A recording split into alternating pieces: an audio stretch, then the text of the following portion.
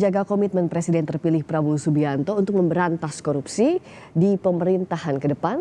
Kita berbincang dengan Wakil Ketua Umum Partai Gerindra Habibur Rahman dan Saud Situmorang, Wakil Ketua KPK periode 2015-2019. Selamat malam Pak Saud, Bang Habib. Selamat malam. Assalamualaikum. Waalaikumsalam warahmatullahi wabarakatuh. Saya ke Pak Saud dulu. Bagaimana untuk agar komitmen Pak Prabowo ini bisa diwujudkan dalam bentuk kebijakan? Apa langkah pertama yang menuju ke sana, Pak Saud, yang semestinya dilakukan? Ya, kalau saya bilang sih 100 hari pertama Prabowo, saya ada membuat di podcast saya. 100 hari pertama itu yang paling depan itu adalah membentuk tim ya. Ada 8 menurut saya urutannya. Pertama itu bentuk tim dulu, karena ini memberantas korupsi ini bukan oleh Prabowo sendiri. Di sana ada KPK, ada kepolisian, terus kemudian ada kemudian biro bagian auditing dan seterusnya. Ada pengawas internal pemerintah dan seterusnya. Jadi baru kemudian bagian akhir sampai membentuk tim yang kuat atau teamwork yang kuat. Jadi kalaupun disampaikan ada niat seperti yang disampaikan mengejar sampai ke ujung dunia sana, ya itu kan soal teknis ya. Itu urusannya KPK, biarkan aja. Prabowo harus masuk di hal-hal yang lebih taktis dan lebih strategis. Contohnya yang lebih taktis dan strategis itu, ini kan kita kemarin di BPIP ya, minggu yang lalu kita berdiskusi di BPIP, Badan Pembinaan Ideologi Pancasila itu. Yang paling utama di situ saya mengungkapkan soal etik. Ini kan etik ini di pemerintahan ini sangat jelek, sehingga kemudian muncullah konflik of interest. Bahkan orang nggak bisa paham membedakan antara, saya menyampaikan kemarin salah satu contoh ya, ada presiden merayakan menikahkan anaknya, semua menteri ikut di barisan sebagai pagar ayu, itu konflik of interest. Itu nggak boleh. Kalau di Amerika itu ada satu kantor yang namanya Government Office of Ethics yang meminimalisir segala potensi konflik. Jadi Prabowo nggak usah masuk di urusan-urusan kecil itu, dia masuk di urusan strategis, diantaranya dia menyampaikan saja indeks, saya selesai indeks persepsi korupsi di atas Malaysia, dia bilang begitu. Nah ini semua perintah, semua bekerja. Kalau di dalam intelijen itu disebutnya itu sebagai elemen essential information. Prabowo tinggal ngomong begitu aja, semua orang melaksanakan. Saya mau tahun 2029 indeks persepsi korupsi 50. Semua bekerja untuk itu. Jadi sekaligus kita berharap Prabowo masuk di hal-hal yang lebih strategis. Jadi hal-hal yang strategis ini yang harus jadi itu urusan yang dibawa. Ya, jadi prioritas Pak Prabowo ya. Bang Habib, apa secara strategis yang sudah disiapkan oleh Pak Prabowo di 100 hari pertama nanti? Ya, kita tidak bicara teknis ya, 100 hari atau berapa hari ya, tapi yang jelas kalau kita baca akta cita, kemudian visi, misi dan programnya Pak Prabowo, tentu kita juga membahas hal-hal yang sangat-sangat strategis malah ya, bahwa pemberantasan korupsi itu hal yang sangat-sangat penting ya untuk kita kedepankan kalau kita ingin berhasil melaksanakan program-program pemerintahan lainnya. Di antaranya sebagaimana disampaikan Pak Prabowo ketika kita diskusi menyampaikan visi misi dan program di KPK ya pada masa kampanye, saya ingat betul Pak Prabowo menyampaikan bagaimana kita memperkuat seluruh institusi-institusi pemberantasan korupsi, mulai dari KPK, Kejaksaan, Kepolisian, Inspektorat, ya, lembaga-lembaga audit, PPATK, ya, dan lain sebagainya, memang punya tupoksi yang erat kaitannya dengan pemberantasan korupsi. Ya, jadi bukan hanya memperkuat KPK, ya, yang disampaikan Pak Prabowo, tapi seluruh institusi yang terkait dengan pemberantasan korupsi. Jadi kami, ya, tentu tidak dalam posisi untuk mengedepankan gimmick harus 100 hari, harus berapa bulan. Kita kerja 5 tahun, kita ingin kerja yang sistematis. Nah, kemarin disampaikan Pak Prabowo tentu di hadapan audiens yang sebagian besar internal, beliau juga menyampaikan hal-hal yang teknis, ya, turunan-turunan dari program-program yang sistematis. Di antaranya adalah bagaimana mengejar pelaku-pelaku tindak pidana korupsi yang lari ke luar negeri. Jadi nggak ada istilah ya, kata Pak Prabowo, nggak ada istilah aman bagi mereka ya yang melakukan korupsi. Jadi makanya dikejar sampai ke Antartika begitu ya Bang Habib ya, kata Pak Prabowo. Karena kita tahu ya Pak Prabowo tentu punya jaringan yang cukup kuat ya dengan pemimpin-pemimpin negara-negara lain ya. Sehingga siapapun yang coba-coba korupsi lalu melarikan diri pastilah bisa tertangkap. Bang Kurang Habib, lebih begitu, bahasanya memang kalau ya bahasa lugas dan agak-agak kemiliteran dikit, akan kirim pasukan khusus. Bukan artinya bukannya Kopassus ya. iya. Maksudnya bukan Kopassus ya, Artinya tapi akan memang dikejar sampai lembaga yang kemanapun itu berwenang ya. kabur begitu ya Bang Habib ya. Nah tapi tadi menarik juga kalau Ya, kata Pak lembaga yang Saud berwenang. bahwa masalah etik juga ini harus jadi persoalan. Karena kita tahu misalnya pimpinan KPK tersandung kasus etik ini sudah berkali-kali terjadi di pemerintahan sekarang, di kepemimpinan KPK sekarang. Apa yang Pak Prabowo akan lakukan? Apakah revisi Undang-Undang KPK misalnya jadi salah satu jalan yang selama ini jadi kontroversi atau ada jalan lain? Kami terus menyerap aspirasi masyarakat. Ya, kami sudah punya garis besarnya, ya, garis besar dalam konteks kerja-kerja besar selama 5 tahun. Tapi kami terus menyerap aspirasi masyarakat, hal-hal mana yang perlu dibenahi. Ya, termasuk yang disampaikan Pak Saud tentu akan kami kami cermati, kami pelajari, dan seperti apa nanti tindak lanjutnya. Jadi revisi Undang-Undang KPK atau tidak sudah jadi pertimbangan Bang Habib? Semua masukan masyarakat, apakah yang menginginkan revisi atau ada pertimbangan-pertimbangan lain, ya, tentu akan menjadi masukan. Seperti halnya misalnya kemarin rapat kerja kami terakhir Komisi 3 DPR RI dengan KPK dan Dewan Pengawas. Ada dalam 2 rapat kerja yang berurutan harinya ya, tapi berbeda mitranya. Satu pertama dengan Dewan Pengawas, yang kedua dengan pimpinan KPK. Memang ada juga kebutuhan ya, karena revisi ya, karena memang sepertinya banyak hal-hal yang memang diatur belum jelas dalam undang-undang yang saat ini. Namanya undang-undang itu selalu memerlukan perbaikan ya. Selalu undang-undang apapun. Tidak menutup kemungkinan termasuk Undang-Undang KPK, meskipun itu tadi kata Bang Habib masih masukan. Kalau Pak Saud, apakah ini harus jadi pertimbangan?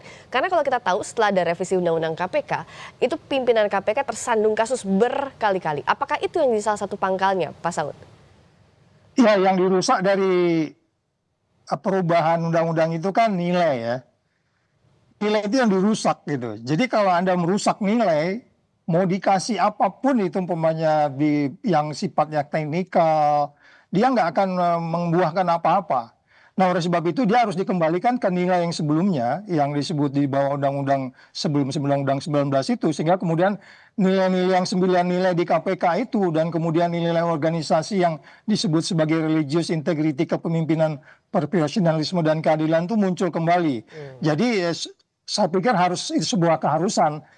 Mas Habib, saya bilang 100 hari pertama itu bukan berarti kemudian 5 tahun nggak kerja. Maksud saya itu 100 hari pertama itu nanti akan jadi indikator bahwa sebenarnya Prabowo ini serius gitu. Begitu dia masuk kantor, dia panggil semua, gua mau ini. Nah, itu akan menjadi baik. Dan ini omongan kita pegang selama 5 tahun. Kan kita sudah mendengar janji-janji presiden yang sekarang ini. Dia akan lipat anggaran, akan begini, begitu, begono. Nggak ada kan. Jadi maksud saya hati-hati kalau mau bikin statement-statement untuk kemudian itu direalisasikan. Sehingga orang bikin jadi hopeless, dan kemudian orang makin karatan. Undang-undang itu udah pasti. Dan ya, kelihatan Mas Habib juga udah ngelihat gimana kemarin antara Dewas dengan yang Habib bilang itu opung dengan pimpinan KPK-nya, gimana mereka berdebat. Bahkan mereka nggak bisa menjabarkan sendiri tugas komisi etik itu apa. Ya Dewasnya itu, dia nggak bisa jabarin. Mereka bingung. Yang mereka bilang problematik. Jadi memang nanti mungkin Mas Habib kalau udah masuk, kalau masih di Komisi 3, baik-baik lagi pelan-pelan dilihat itu undang-undang KPK itu. Daftar isian masalahnya dilihat lagi pelan-pelan. Kemudian kalau kemudian Prabowo selesai 2029, indeks persepsi korupsi di atas Malaysia, kita sekarang 34, Malaysia 50, itu keren. Itu keren, saya bilang pasti keren. Dan itu akan menjadi legacy yang baik buat Prabowo tentunya. Jadi daripada sekedar ngejar-ngejar ke ujung dunia, itu urusan penyidik, udah biarin aja. Prabowo masuk aja di tempat yang lebih strategik. Kita siap bantulah di situ. Oke. Bang Habib tadi masukannya Pak Saud soal regulasinya diperhatikan betul dimnya, misalnya Undang-Undang KPK. Ya itu yang saya sampaikan ya, undang-undang apapun tentu kita cek ya apakah memerlukan perbaikan atau tidak. Kami juga sudah mendapat masukan baik dari Dewas maupun dari pimpinan KPK ya soal undang-undang tersebut, dan termasuk dari Pak Saud, dari pihak-pihak lain ya. Kami akan membuka seluas-luasnya aspirasi publik. Ada satu lagi soal RUU perampasan aset. Ini jangan sampai hanya jadi gimmick saja. Bang Habib, bagaimana agar Pak Prabowo betul-betul melanjutkan soal ini yang sudah dibahas di masa pemerintahan Pak Jokowi tapi belum juga diketok palu? Ya, apapun ya, mau undang-undang perampasan aset, pembatasan uang kartal, itu kan akan melalui proses ya. Kami ya namanya proses pembangunan hukum ya, penyusunan undang-undang kan sumbernya dari masyarakat. Seperti apa masukan dari masyarakat, lalu diproses di prolegnas ya, lalu dibahas oleh fraksi-fraksi di DPR bersama pemerintah. Ya, itu yang menjadi komitmen kami. Ya, dalam setiap pembahasan undang-undang kan pasti banyak sekali masukan dari masyarakat. Nah, itu yang akan kami serap terus ya dalam beberapa waktu ini. Jadi termasuk perampasan aset ini ya, Bang Habib, kenapa saya tanyakan? Ya, kami Karena serap ini kan dibahas aspirasinya. berkali-kali. Ya, kami serap aspirasi dari masyarakat ya, berbagai macam aspirasi masyarakat kami serap terus. Pak Saud, apa yang bisa dilakukan masyarakat agar aspirasi yang diserap ini bisa berbentuk undang-undang? Tidak hanya ditangkap saja, tidak hanya disaring saja masukan dari masyarakat. Ya, yang paling utama kan di prinsip pemberantasan korupsi kalau kita masuk instrumennya UN ya, piagam PBB katakanlah gitu. Yang pertama itu memang kan dia harus peran serta. Dari paling atas memang itu transparan ya. Nanti jadi buat undang-undang KPK juga nanti jangan buru-buru kayak kemarin itu. Jadi biarin aja masukan transparan, terus dibuat secara bertanggung jawab, ada urutannya, accountability-nya, baru kemudian tidak ada konflik of interest. Kemarin kan undang-undang itu sangat syarat dengan konflik of interest. Baru kemudian peran serta masyarakat diajak. Nah, nanti di sini kecurigaannya kan tipis. Biarin aja orang mau ngomong apa, ngomong aja, nanti kan di daftar isian masalah pasti Mas Habib lebih paham lah di situ. Bagaimana menghimpun membenari daftar isian masalah itu. Sehingga kemudian ketemu undang-undang yang benar itu bukan di bebannya Gerindra atau di bebannya Prabowo, di bebannya negara gitu loh. Kalau kemarin itu kan kita coba lihat, sudah ada hampir 40 orang tokoh ketemu di istana menghadap Jokowi. Dia ngomong ya nanti akan bikin perpu. Ternyata perpunya nggak keluar gitu kan. Jadi maksud saya peran serta orang-orang yang saya sebut sebagai wisdom crowd.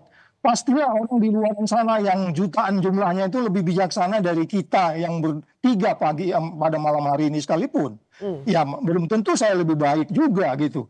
Pasti ada tokoh-tokoh perguruan tinggi yang paham membedakan memberantas korupsi antara Anglo-Saxon dengan prinsip yang lain dan lain-lain. Itu mereka biarkan saja masuk dengan kajian-kajian itu sehingga kemudian kita ketemu sebuah undang-undang yang benar-benar jauh dari konflik of interest dan memang harus membawa perguruan tinggi join masuk ke dalam.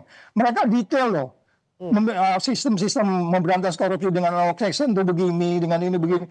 Itu diajak ke dalam sehingga kemudian peran serta yang disebut sebagai standar-standar pemberantasan korupsi peran serta masyarakat dalam melalui civil society ikut di dalamnya, itu akan membuat keren pemerintahan ini. Kita yakin di situ. Bang Habib, apa tadi yang kanal yang disiapkan oleh Pak Prabowo agar masukan tadi seperti yang Bang Habib akan diserap aspirasi masyarakat ini bisa diwujudkan dengan bentuk undang-undang dari masukan masyarakat itu? Ya, makanya kita kan harus jalankan prosesnya semua ya. Kita buka seluas-luasnya mungkin kesempatan bagi masyarakat untuk menyampaikan aspirasinya ya, baik melalui DPR maupun melalui pemerintahan.